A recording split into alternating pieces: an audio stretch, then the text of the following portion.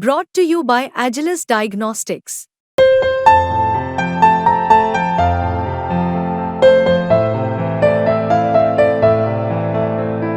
Agilus Diagnostics.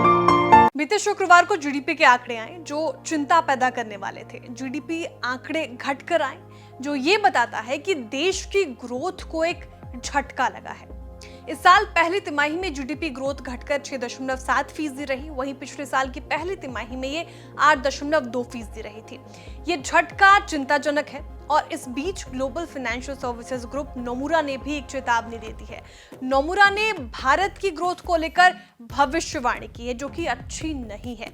Nomura का क्या कहना है, चलिए आपको जानकारी देते हैं इस वीडियो में। नमस्कार, आप देख रहे हैं विस्तक और मैं हूं श्रेया ठाकुर। नोमुरा ने भारत के लिए अपने फाइनेंशियल ईयर 2025 के आर्थिक विकास के पूर्वानुमान को 6.9% से घटाकर 6.7% कर दिया है और इसकी वजह अप्रैल जून तिमाही की अपेक्षा से कमजोर जीडीपी आंकड़े रहे।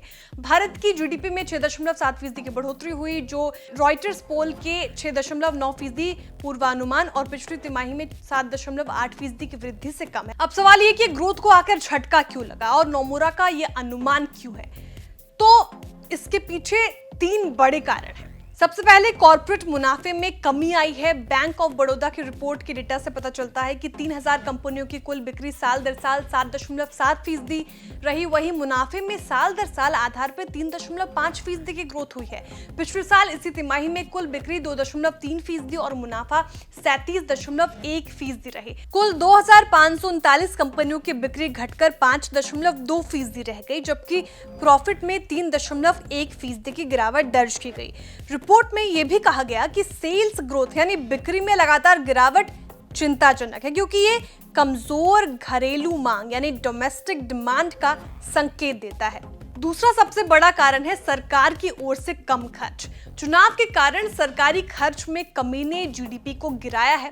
नोमुरा का कहना है कि ये फैक्टर क्षणिक है यानी टेम्पररी है, लेकिन बाद में भले ही सरकारी खर्च में सुधार हो पर कॉर्पोरेट मुनाफे में कम ग्रोथ की संभावना है क्योंकि विकास धीमा हो रहा है। अब तीसरा बड़ा कारण क्या है, तो वो है लोन ग्रोथ में नरमी। आरबीआई के आंकड़ों के मुताबिक जुलाई में क्रेडिट ग्रोथ 11.2% रही जो पिछले वर्ष की समान अवधि की तुलना में कम है। इसके पीछे की वजह डिपॉजिट्स में कमी है। लोग अब बैंकों में पैसा या यूं कहीं एफडी नहीं कराते, वो अपना पैसा म्यूचुअल फंड्स या शेयर बाजार में लगाते हैं, जिसकी वजह से डिपॉजिट्स में कमी आई है और ऐसे में लोन देना जो है बैंकों के लिए वो मुश्किल हो गया और क्रेडिट ग्रोथ में कमी आई है। जुलाई में डिपॉजिट ग्रोथ 8.5% पर पहुंच गई जो कि पिछले साल से बहुत कम है। वहीं गोल्डमैन सैक्स और जेपी मॉर्गन ने एशिया की तीसरी सबसे बड़ी अर्थव्यवस्था के लिए अपने वित्त वर्ष 2025 के जीडीपी के अनुमान को 6.5% पर बरकरार रखा, लेकिन नोमुरा ने यह अनुमान घटाया है। इस रिपोर्ट पर आपकी पूरी क्या राय है वो हमें कमेंट करके जरूर बताएं। वीडियो को लाइक करें, चैनल को सब्सक्राइब करें और देखते रहिए विस्तक।